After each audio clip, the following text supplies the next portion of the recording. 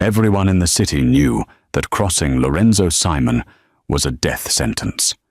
But disrespecting his fiancée, Francesca Rossi, was considered something far more terrifying. She didn't just end careers. She collected fear like other women collected jewelry, wielding humiliation as her weapon of choice against anyone she deemed beneath her station. But on a humid Friday night at Casa d'Oro, the most exclusive Italian restaurant in the city, the ice queen of the underworld made a lethal miscalculation.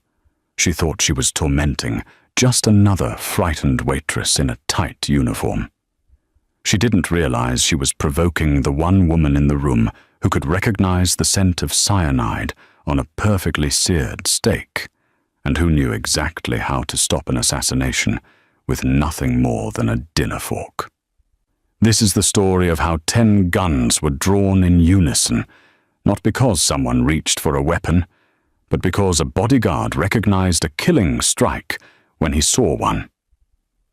The atmosphere inside Casa d'Oro was not so much elegant as it was suffocating. It was the kind of silence that reeked of old money and fresh blood, where conversations were conducted in whispers and everyone understood that the wrong word could end a life. The walls were adorned with Renaissance replicas, the chandeliers dripped Murano glass, and the air carried the aroma of truffle risotto mixed with underlying dread. Valentina Bruno adjusted the black bow tie at her collar, her eyes making their routine sweep of the dining floor. She had been working at Casa d'Oro for 3 months. To the management, she was their most reliable server, punctual, professional, and mysteriously fluent in 5 languages. To the patrons, she was invisible, just another pair of hands delivering plates and refilling wine glasses. That was exactly how Valentina needed it. "Table 7, hissed Marcus, the floor manager, a thin man who perpetually looked like he was one mistake away from a heart attack. "It's the Simon reservation." Valentina felt the shift in energy ripple through the entire wait staff. The Simon reservation meant Lorenzo Simon, the man who controlled every criminal enterprise from the harbor to the hills, and Francesca Rossi, the woman he would marry in what everyone understood was less a wedding and more a coronation of terror. "I'll take it," Valentina said quietly. Marcus's eyes went wide with something between concern and relief. "Are you certain?" Francesca sent the last girl home in tears. Made her stand there while she criticized her posture for 15 minutes before demanding she be fired for visual pollution. "I'm certain," Valentina replied, her face an unreadable canvas. "I've handled difficult tables before." She moved toward table 7, the corner booth that was simultaneously the most private and most visible position in the restaurant, the location where power wanted to be seen but not heard. The entourage arrived like a storm front, 6 men in tailored suits that couldn't quite conceal the weapons beneath, moving in practiced formation. Lorenzo Simon took his seat first. He was all controlled violence and calculated stillness, a man who wore a 3-piece suit like armor and surveyed the room the way generals surveyed battlefields. He didn't reach for the menu. His attention stayed on the entrance, on the angles, on potential threats. Then Francesca Rossi glided in beside him. She was breathtaking in the way that venomous things often are. Porcelain skin, raven hair swept into an immaculate chignon, and lips painted the precise shade of arterial blood. She wore a crimson dress that probably cost more than Valentina's entire year of rent, and she moved through space as if the world existed solely to frame her beauty. Her designer clutch hit the white tablecloth with deliberate force, causing the silverware to shiver. "This temperature is unbearable," Francesca announced, her voice pitched to carry just far enough to make neighboring tables uncomfortable. "Marcus, am I expected to dine in what feels like a meat locker?" Valentina stepped forward before Marcus could spiral into apologies. "Good evening, Mr. Simon, Miss Rossi." Welcome to Casadoro. The temperature is set to our standard climate for optimal food preservation, but I would be happy to request an adjustment to your personal comfort. Francesca's head snapped up, dark eyes narrowing as she conducted a slow, predatory assessment. She was searching for weakness, a nervous twitch, a coffee stain, a tremor in the hands. Finding none, her mouth curved into something that might have been a smile on someone with a soul. "I don't want adjustments," Francesca said, her voice dropping to a dangerous purr. "I want competence.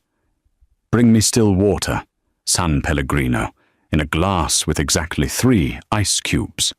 And if I taste even a hint of tap water, I'll make sure you never work in this city again." Lorenzo didn't speak. He simply watched Valentina with dark, calculating eyes.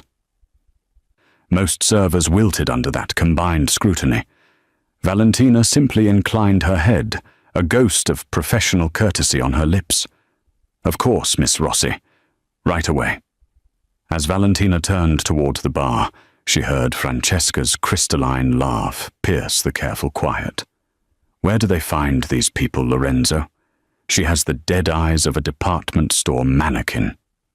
Valentina's expression didn't change, but her mind was already working several moves ahead. She knew who Francesca Rossi claimed to be, the daughter of the Rossi wine empire, educated in Switzerland, a woman of impeccable breeding who had somehow captured the city's most dangerous man. But Valentina also knew what others didn't. She had a gift for details, for the small inconsistencies that money couldn't quite erase. The faint scar on Francesca's right hand that matched a specific combat training injury, the way she held her fork with her left hand, despite claiming to be right dominant in every society photo, the micro-expression that flickered across her face whenever Lorenzo mentioned his business rivals. Not concern, but calculation. Tonight wasn't just about serving dinner. Tonight was about watching, waiting, and survival. Because Valentina Bruno knew something that no one else in that room knew. She had seen Francesca Rossi's face before, 3 years ago, in a classified briefing about a covert assassination network known only as the Black Widows. And if Francesca recognized her in return, neither of them would leave Casadoro alive. Before we begin, kindly subscribe and tell me where you are watching from. I'll be in the comments responding to everyone. The steak arrived on a hand-painted Limoges plate, the meat glistening under the chandelier light like a promise of violence. Francesca's manicured fingers reached for her knife, but then she paused, her crimson lips curling into something cruel. "You," she said, snapping her fingers at Valentina. "Come here." Valentina approached with measured steps, her face a mask of professional neutrality. "This steak looks overcooked," Francesca announced, though the ribeye was a perfect medium rare, blood pooling at its edges. "Actually, it smells rotten. Doesn't it smell rotten, Lorenzo?" Lorenzo said nothing, his dark eyes fixed on his fiancée, with an expression that could have been amusement or warning. "I think," Francesca continued, her voice rising just enough to draw attention from nearby tables, "that our waitress here should taste it first. You know, to ensure quality control." She pushed the plate forward. "Eat a piece. Now." The bodyguards shifted uncomfortably. This was theater, humiliation as performance art. Valentina leaned forward slightly, and that's when she caught it. The faint, bitter scent beneath the char and rosemary. Almonds. Not the sweet kind from dessert, but the chemical approximation that meant only one thing. Cyanide. Her mind calculated in milliseconds. The poison was on Lorenzo's steak, not Francesca's identical plate, positioned 6 inches to the left. This wasn't bullying. This was an execution masked as dinner service. Francesca's hand moved toward the plates, ready to rotate them in the practiced motion of sharing food between couples. The gesture that would seal Lorenzo's fate. Valentina moved. Her right hand shot forward, the silver fork gripped in a reverse tactical hold. The tines came down with surgical precision, pinning Francesca's wrist to the white tablecloth with enough force to draw a single drop of blood, but not enough to puncture through. The specific angle, the speed, the follow-through.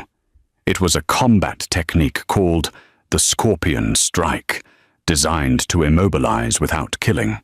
It was also a maneuver known only to a very specific subset of trained killers. The response was instantaneous.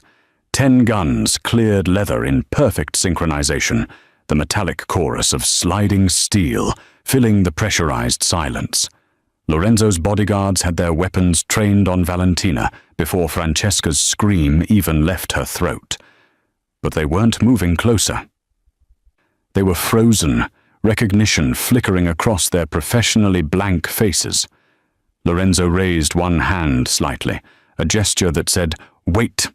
His eyes moved from the fork, pinning his fiancée's wrist to Valentina's face, reading the absence of fear, the controlled breathing, the stance of someone ready for the bullets that might come. "Explain," he said quietly.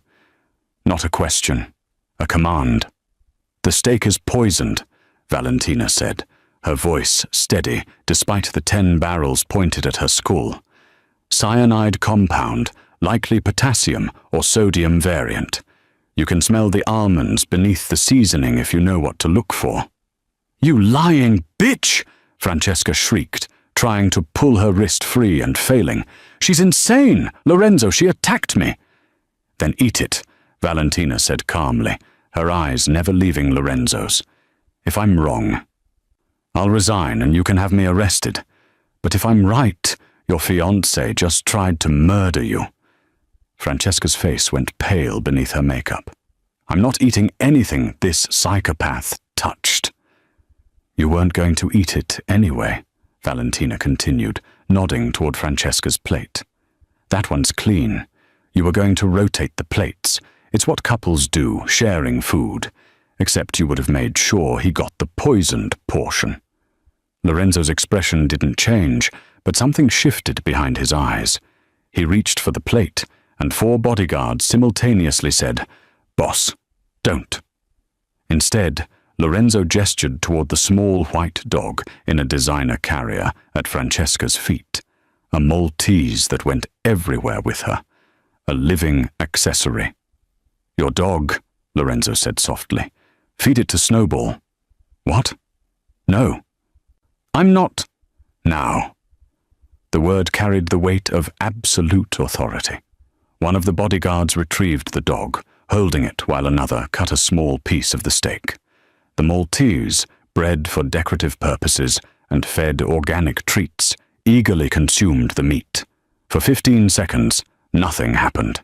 Then the dog began to seize, its small body convulsing as foam gathered at its mouth. It was dead before it hit the floor. Francesca lunged, but Valentina's fork held firm.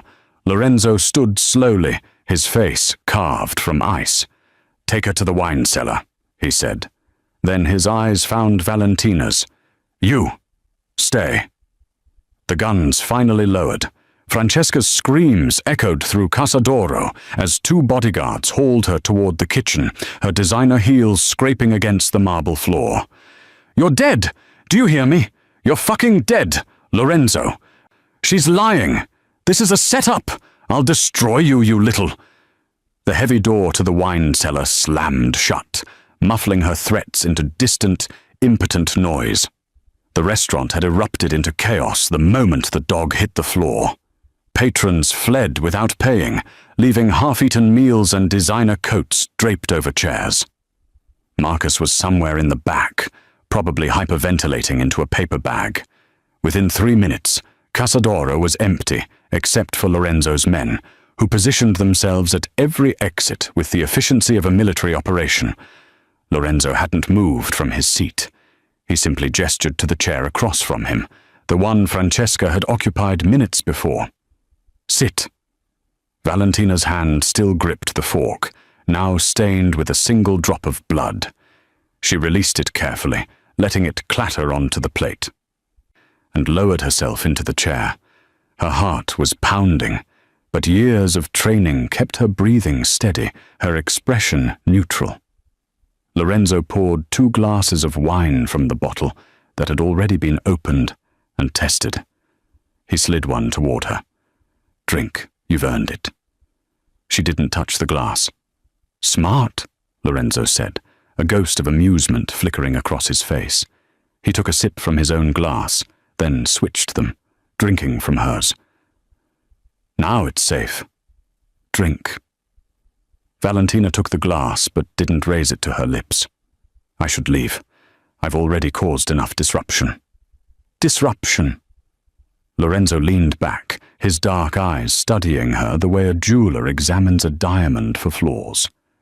You just saved my life and exposed a Black Widow operative who spent 6 months infiltrating my organization. I'd call that something other than disruption. He tilted his head slightly. The question is, how does a waitress recognize a scorpion strike quickly enough to execute one? I don't know what that is, Valentina said, keeping her voice level. I just reacted. You reacted, Lorenzo repeated slowly, as if tasting the lie. With a combat technique taught exclusively to covert assassination units in 3 countries, Russia, Israel, and one very specific cartel training facility in Medellin. He folded his hands on the table. Waitresses don't hold forks with a reverse tactical grip. So I'll ask you once, and I suggest you answer honestly. Who are you? Valentina met his gaze, calculating her options. Running was impossible with armed men at every exit. Fighting would get her killed. Lying might buy her time. But this man hadn't built an empire by being fooled by pretty faces and convenient stories. My name is Valentina Bruno, she said carefully. I've been working here for 3 months. Everything on my employment application is accurate. Except the part where you're a trained killer. Lorenzo reached across the table before she could pull back, his fingers closing around her right wrist. He turned her hand, palm up, exposing the calluses along the edge of her palm and the base of her fingers. These aren't from carrying plates. These are from weapons training, specifically handguns and combat knives. His thumb traced a thin scar along her inner forearm. And this is from a knife defense drill that went wrong. Am I getting warmer? Valentina tried to pull her hand back, but his grip was iron. Then there's this, Lorenzo continued, pushing up her sleeve to reveal the edge of a tattoo, partially covered by makeup. 3 interlocking circles with a crown at the center. His expression hardened. That's the mark of the Tres Coronas cartel, the ones who train child soldiers to be weapons. He released her wrist. So let me rephrase my question. What is the daughter of Miguel Bruno doing serving tables in my city, and how long have you been planning to kill me? The air in the room seemed to crystallize. Valentina's mind raced through scenarios, denials, partial truths, complete confessions. But Lorenzo's eyes told her that he already knew enough to have her killed on principle. The only card she had left was the truth, or at least enough of it to keep breathing. I'm not here to kill you, she said quietly. I'm here to hide from the people who want to kill me. Lorenzo poured himself another glass of wine. Then I suggest you start talking, Miss Bruno, and make it convincing.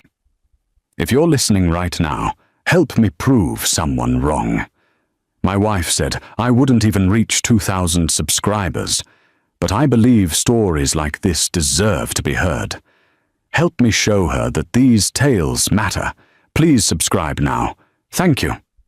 One of Lorenzo's men approached the table with the silent efficiency of a shadow, leaning down to whisper in his boss's ear. Lorenzo's jaw tightened almost imperceptibly, the only sign that the information displeased him. He dismissed the guard with a subtle nod and turned his attention back to Valentina.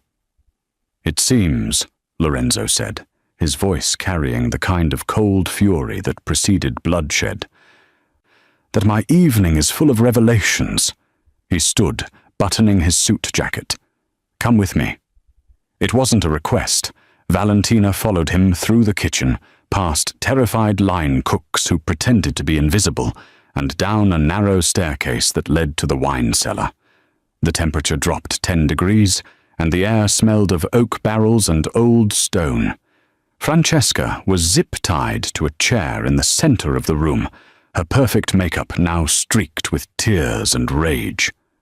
2 guards flanked her, weapons holstered, but ready.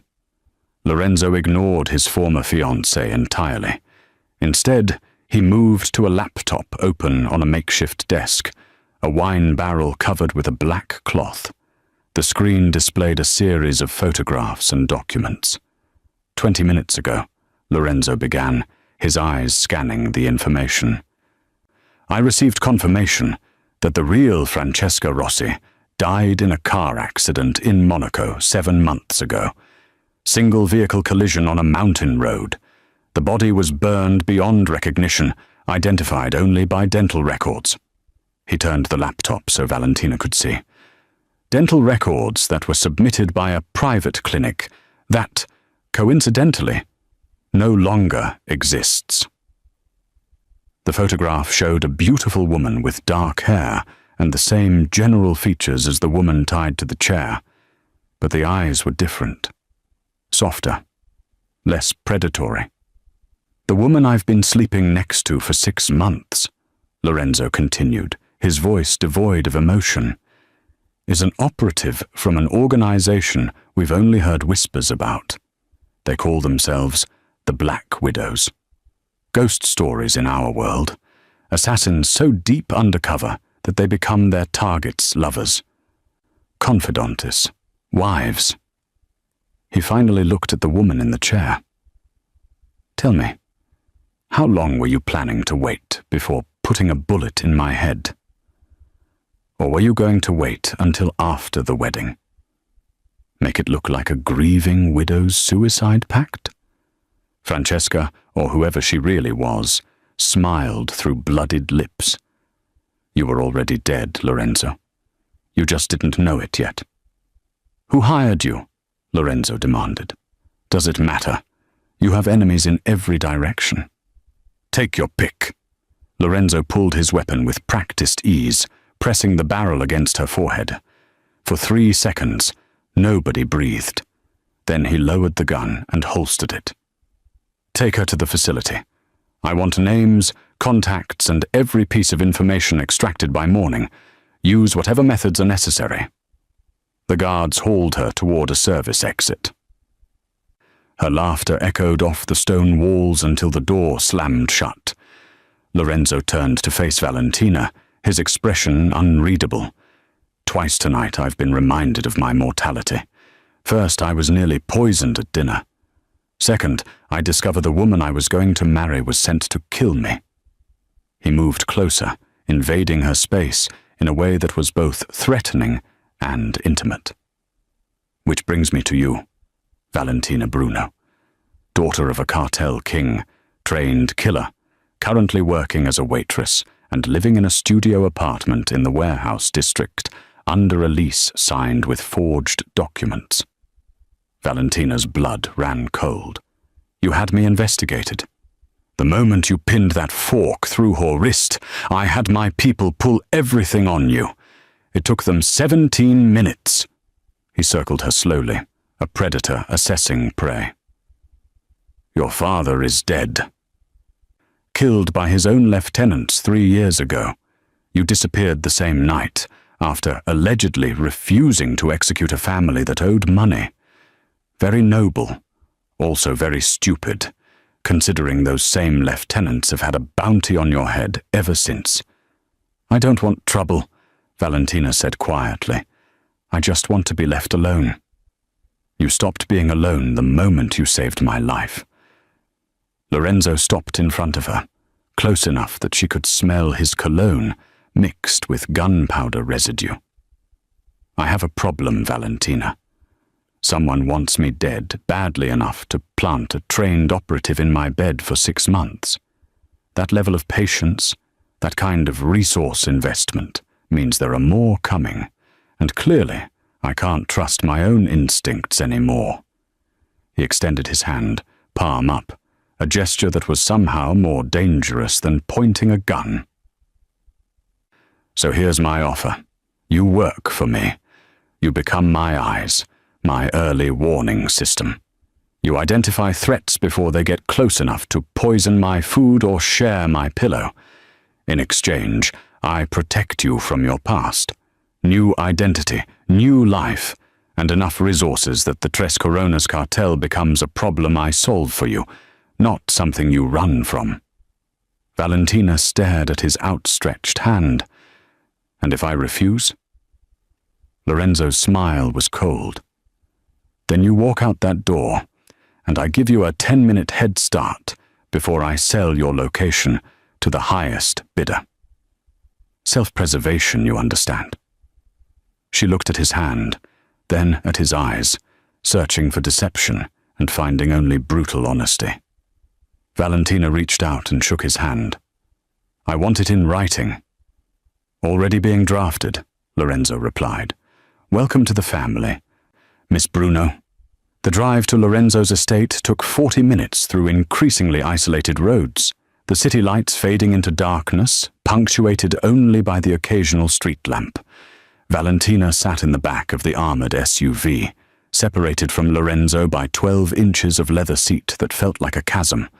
3 additional vehicles formed a convoy around them, headlights cutting through the night like searchlights hunting for threats. The estate revealed itself gradually. First the perimeter wall, 15 feet of stone and iron that looked medieval, but hummed with modern sensors. Then the gate that required 3 separate authentication protocols. And finally the main house, a sprawling Mediterranean villa that managed to look both beautiful and fortified. "Home," Lorenzo said simply, as if the armed guards patrolling the grounds were landscaping features. Inside, the house was a study in controlled opulence. Marble floors, art that was probably worth more than small countries, and floor-to-ceiling windows that, Valentina noted immediately, were bulletproof and tinted against laser microphones. Every luxury had a defensive purpose. "Your room is upstairs, 3rd door on the left," Lorenzo said, shrugging out of his jacket. Underneath, she could see the shoulder holster he'd worn all evening. "You'll find clothes in your size, toiletries, everything you need. My head of security will brief you on the systems in the morning." Valentina followed him up the curved staircase, hyper-aware of his presence, the way he moved through his own space with absolute confidence. He stopped at a door, opening it to reveal a bedroom that was larger than her entire former apartment. The color scheme was cream and gold, feminine without being frivolous, and through the window she could see the moonlit grounds stretching toward the tree line. "There's a panic button by the bed," Lorenzo added. "Press it and you'll have 10 armed men at your door in 30 seconds. He paused at the threshold. "You're safe here, Valentina. Get some rest." He turned to leave, but she caught his wrist, her fingers closing around expensive watch and warm skin. "I need to check the perimeter." Lorenzo raised an eyebrow. "My security team does sweeps every 2 hours. "With respect to your team," Valentina said, releasing him. "Someone got close enough to your inner circle to sleep in your bed for 6 months. I'd like to verify the defenses myself." Something flickered in his eyes. Respect, maybe, or intrigue. "Give me 5 minutes to change. I'll take you myself." When he returned, Valentina had already stripped out of her waitress uniform and into clothes she'd found in the closet. Black tactical pants that fit perfectly, a dark grey shirt, and boots that were broken in just enough to be comfortable. She'd pulled her hair into a severe ponytail and scrubbed off the minimal makeup she'd worn for work. Lorenzo stopped in the doorway, and for the first time that evening, his carefully controlled expression slipped. He'd changed into dark jeans and a black Henley that did nothing to hide the lean muscle underneath, but his focus was entirely on her. This wasn't the invisible waitress or the woman in the wine cellar negotiating for her life. This was the weapon her father had forged, all sharp edges and coiled violence. "Better," he said quietly, though it wasn't clear if he was talking about the clothes or something else entirely. They walked the grounds in silence at first, Valentina's eyes cataloguing every shadow, every angle, every potential breach point. She noted the camera blind spots, only 2, both intentional kill zones. The guard rotations were staggered, but predictable. The dogs were Dobermans, well-trained but food-motivated, a potential weakness. "You're finding flaws," Lorenzo observed, walking close enough that their shoulders occasionally brushed. "I'm finding opportunities," Valentina corrected. "Everything can be exploited if someone is patient enough." "And are you patient enough?"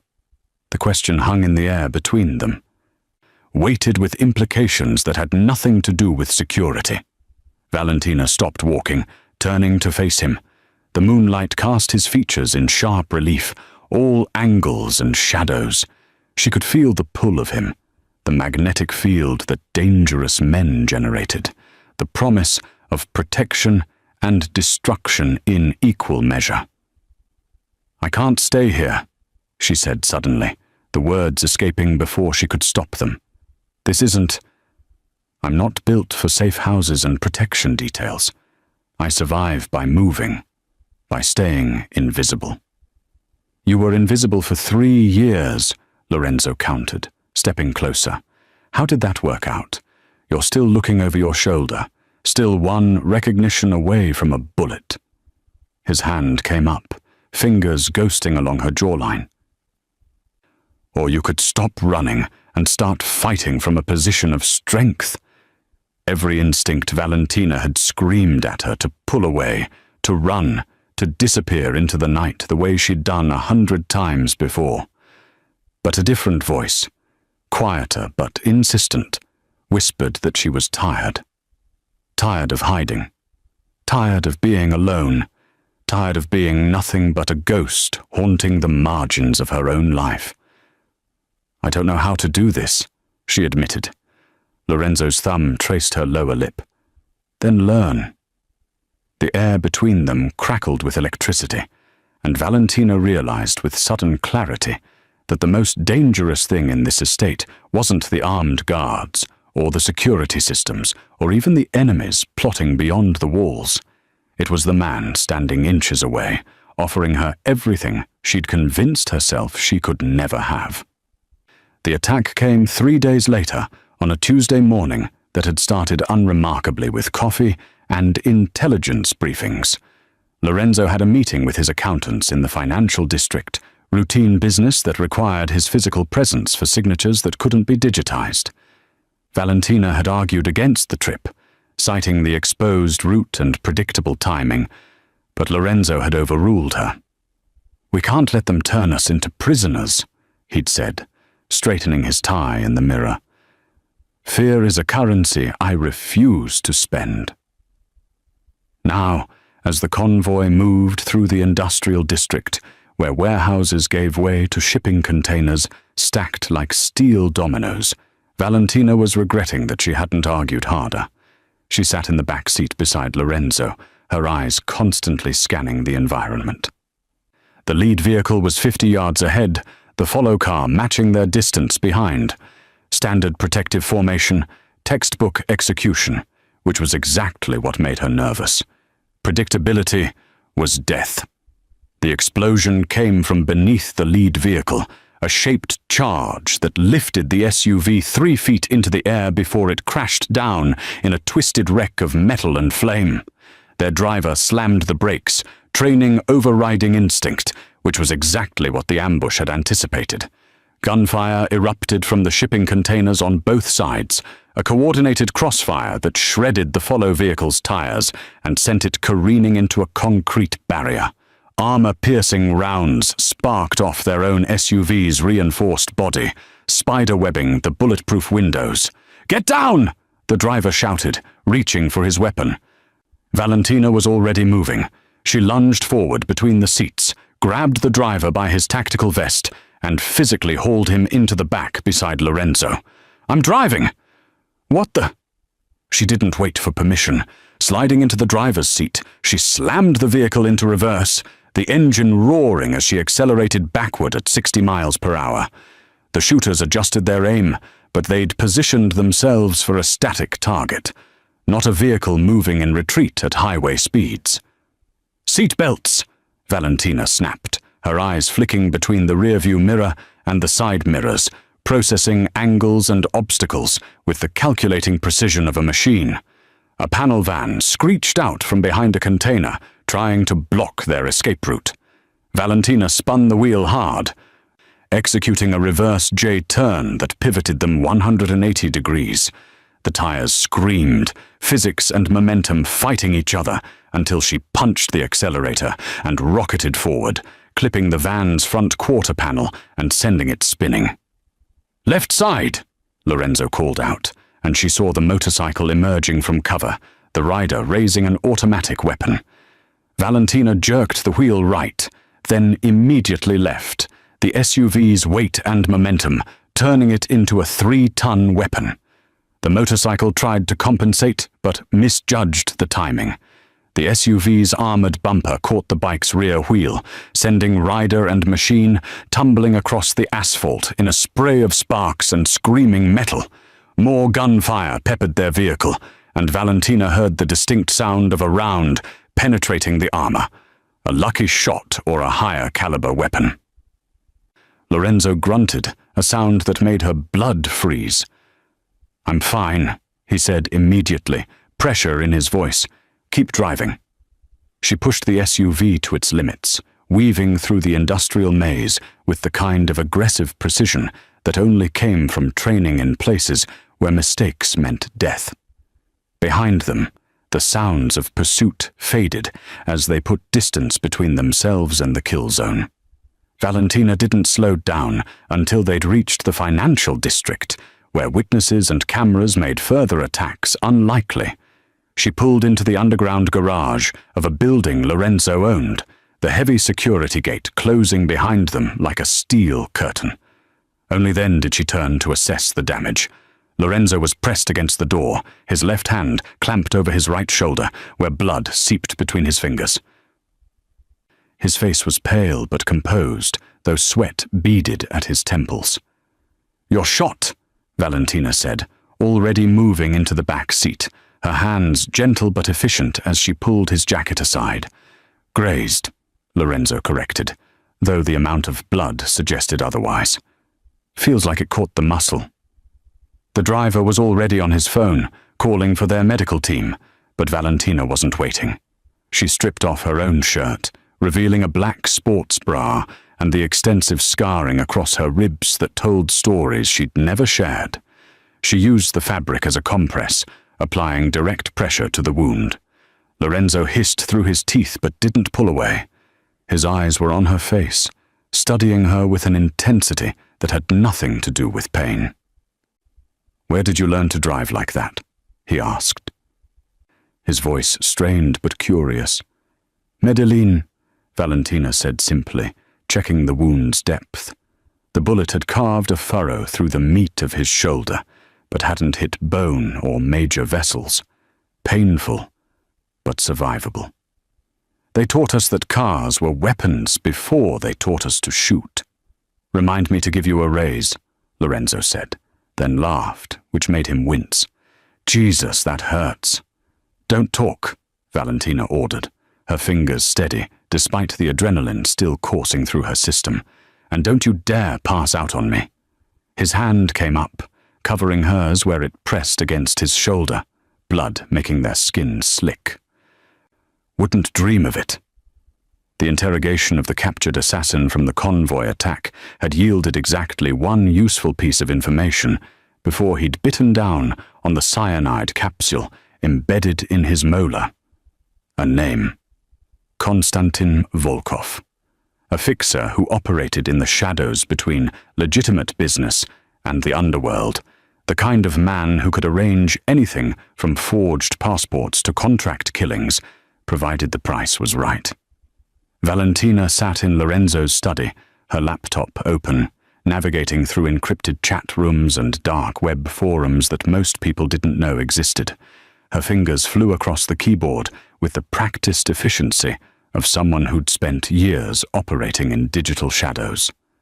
Lorenzo stood behind her, his right arm in a sling, watching the screen over her shoulder. The proximity was distracting, his body heat radiating against her back, but she forced herself to focus. "There," she said, highlighting a thread. Volkov uses a courier service that operates out of the Port District. They move packages for people who don't want questions asked. She pulled up shipping manifests, cross-referencing dates and container numbers. 3 days ago, someone paid for expedited transport to an abandoned shipyard on the east side. Former smuggling operation that got shut down 2 years ago. That's a lot of deduction from shipping records, Lorenzo observed. It's not just the records. Valentina switched windows, revealing surveillance footage she'd obtained through methods she didn't plan to explain. I reached out to an old contact, someone who owes me a favor. He's been watching Volkov's network since the attack. This morning, a woman matching Francesca's description was spotted entering the shipyard. She zoomed in on a grainy image, dark hair, similar build, moving with predatory grace. It's her. Lorenzo's good hand came down on the desk, his jaw tight. Then we move tonight. I'll have a tactical team assembled within the hour. No. Valentina closed the laptop, turning to face him. A tactical team means noise, witnesses, and time for her to slip away. This needs to be surgical. 2 people, in and out, before she knows we're there. 2 people, Lorenzo repeated, his eyes narrowing. You mean you? I mean us, Valentina corrected. I need someone watching my back, and your men don't know how Black Widows operate. They'll follow protocol, and protocol will get them killed. Lorenzo's expression darkened. I'm not letting you walk into a trap alone. You have a bullet wound that's 4 days old, Valentina pointed out, gesturing to his sling. You're a liability. The bullet grazed me, Lorenzo said, his voice dropping to something dangerous. And I've fought with worse. You're not going without me, Valentina. That's not negotiable. They stared at each other. 2 immovable forces locked in a silent battle of wills. Finally, Valentina stood, closing the distance between them until they were inches apart. If you come, she said quietly, you follow my lead. No ego, no heroics, no making decisions based on emotion. Francesca got into your head once already. I need to know you can put a bullet in her if necessary. Lorenzo's hand came up, cupping her face with surprising gentleness. I stopped feeling anything for her the moment that dog started seizing. What I feel now is practical. She's a threat that needs to be eliminated, and I want to be there when it happens. Valentina searched his eyes for hesitation or doubt and found only cold certainty. She nodded once. We leave at midnight. The shipyard is industrial, lots of cover but also lots of exposure. We'll need suppressed weapons, night vision, and a clean exit strategy. Already thinking 3 moves ahead, Lorenzo said, something like admiration in his voice. My kind of woman. The words hung in the air between them, weighted with implications neither was ready to address. Valentina stepped back, breaking the moment. Get some rest, she said, and have your doctor clear you for the operation. I'm not dragging your unconscious body out of a firefight, Lorenzo caught her wrist as she turned to leave, pulling her back with enough force that she collided with his chest. His good arm wrapped around her waist, holding her against him, and for a moment they simply breathed the same air. "I know you're used to working alone," he said against her hair. "But you're not alone anymore. Get used to it." Valentina's hands came up to rest against his chest, feeling his heartbeat through the fabric of his shirt. Steady, strong, alive because she'd stopped a fork from rotating a plate. She thought about all the people she'd lost, all the connections she'd severed to stay invisible, and wondered if maybe, just maybe, she could risk being seen by this one man. "Midnight," she repeated, pulling away before she did something stupid like kiss him. "Don't be late." As she left the study, she could feel his eyes on her back, a weight that was becoming dangerously comfortable. She told herself it was just mission focus, just two people united against a common enemy. But the flutter in her chest suggested her body knew she was lying. The shipyard waited in the darkness, and with it, the woman who'd tried to destroy them both. Valentina checked her weapons one final time, and tried not to think about how many ways the night could end in blood. The shipyard smelled of rust and brine, decades of salt air eating through metal skeletons that had once been cranes and cargo containers. Valentina moved through the darkness like a shadow, her suppressed Glock held in a two-handed grip, night vision goggles turning the world into shades of green. 20 feet behind her, Lorenzo matched her pace, his injured arm functional enough despite the sling he'd abandoned against doctor's orders. They'd entered through a gap in the perimeter fence, avoiding the main gate and the security camera that Valentina had spotted during her digital reconnaissance. The warehouse where Francesca had been sighted sat at the center of the yard, a 3-story structure with broken windows and graffiti-covered walls. Valentina raised a fist, signaling a stop. Something felt wrong. The shipyard was too quiet, the kind of silence that came not from emptiness, but from predators holding their breath. She scanned the catwalks, the container stacks, the shadowed recesses between buildings. Nothing moved. No heat signatures, no ambient sound. That's when she knew. "It's a trap," she whispered into her comms, already moving backward toward Lorenzo.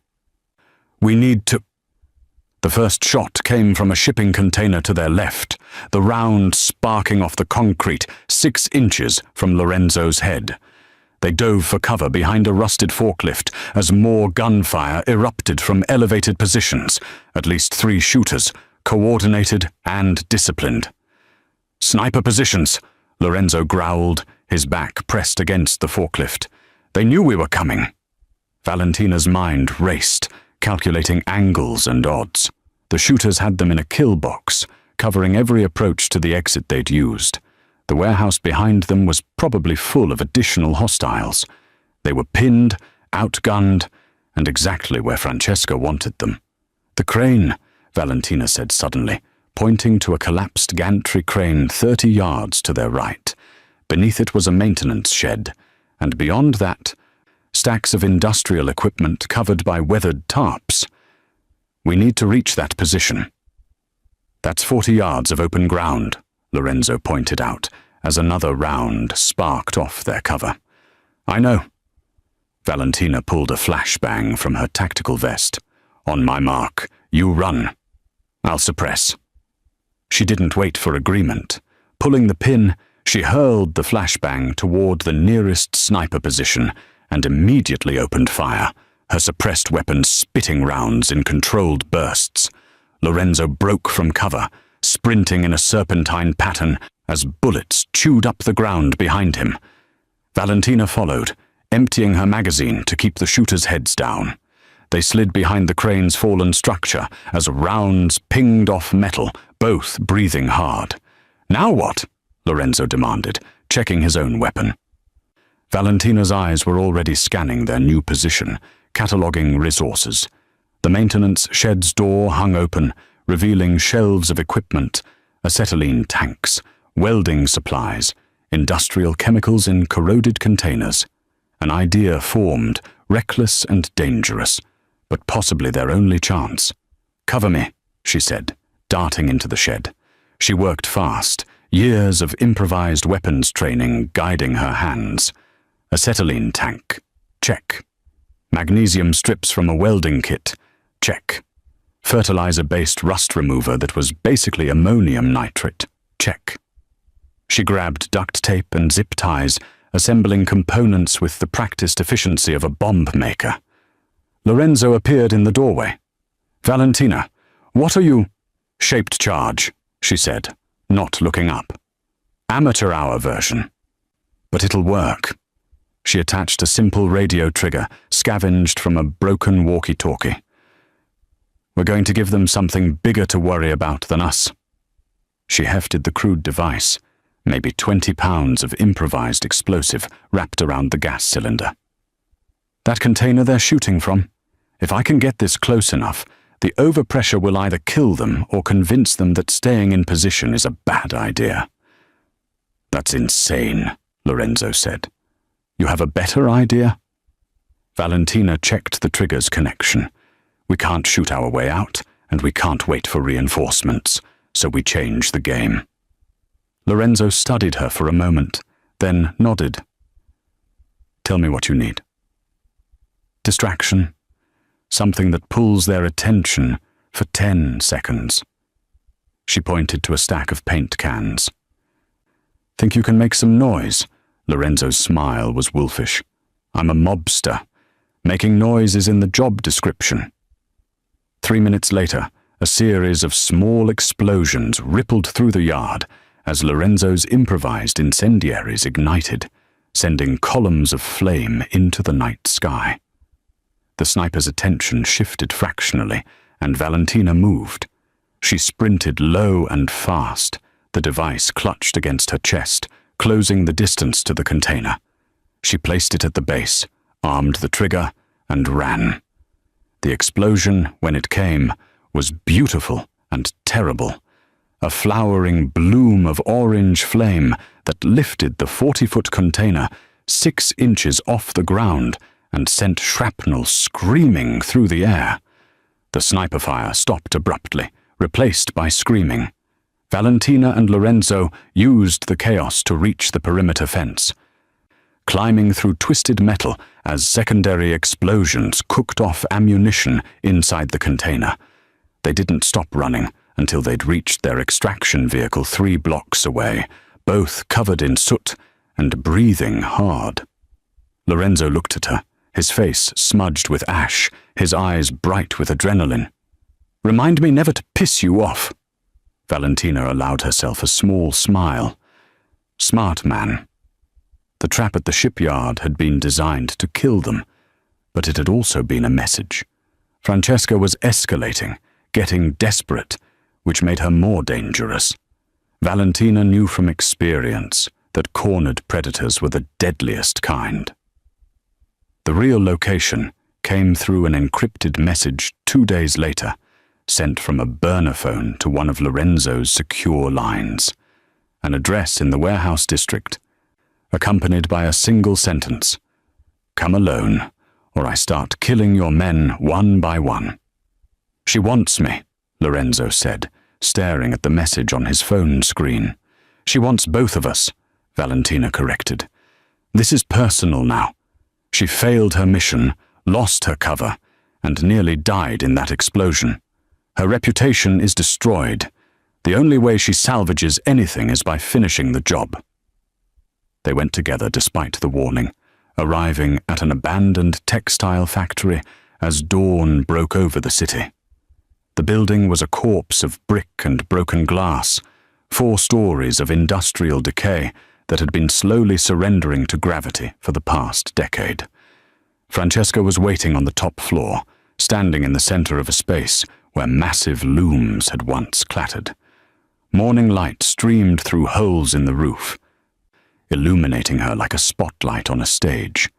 She'd abandoned her designer wardrobe for black tactical gear, her hair pulled back in a severe ponytail that revealed the predator she'd always been beneath the socialite's mask.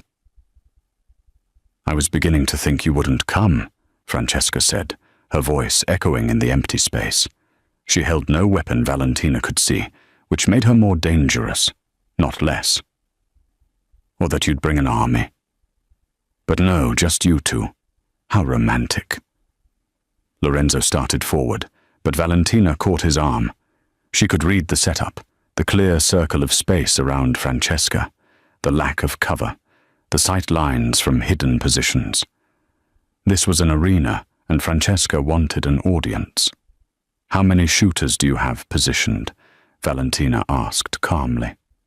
Francesca smiled. "None. This isn't an execution, Valentina. It's a reckoning. You and me, no weapons, no backup. When I kill you, I want Lorenzo to watch. I want him to see that the woman who saved his life was just another killer playing dress-up." "And if I win?" Valentina asked, already removing her weapon and setting it aside. "Then I suppose my employers will send someone else." Francesca shrugged. "But you won't win. I've seen your file, little cartel princess. You're good. But I've been doing this since before you learned to hold a knife. You're just a killer pretending to be a servant." Valentina stepped into the circle, rolling her shoulders to loosen them. She could feel Lorenzo's eyes on her back, his tension radiating across the distance between them. She thought about who she'd been, the weapon her father forged, the girl who'd learned to kill before she'd learned to love. She thought about who she'd tried to become, invisible, harmless, erased. And then she thought about who she was now, standing between a monster and the man she'd started to care for, despite every survival instinct screaming at her to run. "You're wrong," Valentina said quietly. "I was a killer pretending to be invisible. Now I serve justice." Francesca laughed, a sharp sound like breaking glass. "Justice? Is that what you tell yourself when—" Valentina moved. She closed the distance in 3 steps, her first strike a feint toward Francesca's center mass that drew the other woman's block high. Valentina pivoted, her elbow driving into Francesca's kidney with the full rotation of her hips behind it. Francesca grunted, spinning away, and they circled each other like wolves. "Fast," Francesca admitted, wiping blood from her lip. "But sloppy. Emotional." She attacked in a blur of movement, a combination of strikes that would have killed most opponents. But Valentina had been trained by men who believed hesitation was death, and she met violence with calculated brutality. She caught Francesca's kick, twisted, and used the momentum to throw the other woman into a support pillar. Francesca recovered instantly, launching herself forward with a flying knee that Valentina barely blocked. They grappled, 2 apex predators fighting for dominance in close quarters where technique mattered less than will. Francesca was strong, skilled, and utterly ruthless, but Valentina had something the Black Widow didn't. She had a reason to survive that went beyond completing a contract. Valentina broke the grapple with a headbutt that would have shattered a normal person's nose, then swept Francesca's legs. The Black Widow hit the concrete hard, and Valentina was on her instantly, knees pinning shoulders, hands closing around her throat. "You were sent to kill a man who didn't deserve it," Valentina said, her voice steady despite the blood running from her split lip. "You played with people's lives like they were toys. You murdered an innocent woman and wore her face." Francesca struggled, her face turning red, but Valentina's grip was iron. "I'm not pretending to be anything," Valentina continued. "I know exactly what I am. And right now, I'm the thing standing between you and him." She applied pressure until Francesca's eyes rolled back and her body went limp, unconscious, not dead, though the urge to finish it burned in Valentina's chest. She stood, breathing hard, and turned to Lorenzo. "Call your cleanup crew and find out who hired her. This doesn't end until we cut off the head." Lorenzo crossed the distance between them, his hands framing her face, checking her injuries with gentle fingers. "You could have killed her." "I know," Valentina said, "but I'm trying to be better than what I was." He kissed her then, fierce and claiming, tasting like blood and promises. When they broke apart, Francesca was being zip-tied by Lorenzo's men who'd been waiting outside. "Justice," Valentina had said. Maybe she could learn to believe it. The interrogation of Francesca took 72 hours and yielded the names of 3 rival families, 2 corrupt politicians, and 1 international crime syndicate that had pooled resources to eliminate Lorenzo Simon. Within a week, Lorenzo's retaliation was swift and absolute. The kind of message that echoed through the underworld like a gunshot in a cathedral. Cross him, and the consequences would be biblical. Valentina watched it unfold from the estate, coordinating intelligence and identifying targets with the cold efficiency of someone who understood that mercy in their world was just another word for weakness. But as Lorenzo's empire stabilized, and the threat level decreased from critical to merely dangerous, she felt the familiar itch returning, the urge to disappear. She packed her bag on a Thursday morning while Lorenzo was in the city handling the legal aftermath, payoffs and paperwork that would ensure no investigations reached too close to the truth. She moved through the bedroom that had become hers, taking only what she'd brought, leaving behind the expensive clothes and the life she'd briefly imagined might be possible. Her hand was on the doorknob when Lorenzo's voice stopped her. "Going somewhere?" She turned to find him leaning against the doorframe, still in his suit from the morning meetings, his expression unreadable. The sling was gone, his shoulder healed enough for full mobility, and he looked every inch the dangerous man who'd just dismantled a conspiracy through strategic violence and political maneuvering. "My debt is paid," Valentina said quietly. "You're safe now. The threat is neutralized. Our agreement was protection in exchange for service, and I've fulfilled my end." Lorenzo pushed off the doorframe, moving into the room with predatory grace. "Our agreement was that you work for me. I don't recall putting an expiration date on that contract." "Lorenzo, you're running again," he interrupted, closing the distance between them. "That's what you do when things get complicated, when people get too close. You disappear and convince yourself it's survival." Valentina's jaw tightened. "It is survival. People around me die, Lorenzo. Everyone I've ever cared about ends up dead or worse. I won't do that to you." "You already saved my life twice," Lorenzo countered. "You've bled for me, killed for me, stood between me and an assassin when you could have just walked away. So forgive me if I don't buy the martyr routine." He reached into his jacket pocket and pulled out a folded document, extending it toward her. "I had my lawyers draw this up. A new contract, if you will. Legal, binding, and significantly more comprehensive than our previous arrangement." Valentina took it, unfolding the pages with cautious fingers. Her eyes scanned the text, widening as she read. It wasn't an employment contract. It was a partnership agreement, full legal authority over half his legitimate businesses, her name on deeds and bank accounts, protections and provisions that went far beyond employee benefits. At the bottom, in a separate clause, were the words, "with option for permanent personal merger, pending mutual agreement." "Marriage," she said, her voice barely above a whisper. "You're asking me to marry you with a legal document?" "I'm a pragmatist," Lorenzo said, something almost vulnerable flickering in his dark eyes. "And I know you well enough to understand that pretty words and romantic gestures would just make you bolt faster. So I'm offering you what I know you understand: power, protection, partnership, an equal stake in everything I've built." He stepped closer, his hands coming up to frame her face. "You said you serve justice now. Serve it with me. Stop running from the life you deserve, because you're afraid of being happy." Valentina's hands trembled slightly, the document crinkling. "What if I'm not good at this? At being someone's partner, at staying in one place?" "Then we'll figure it out together," Lorenzo said simply. "That's what partners do."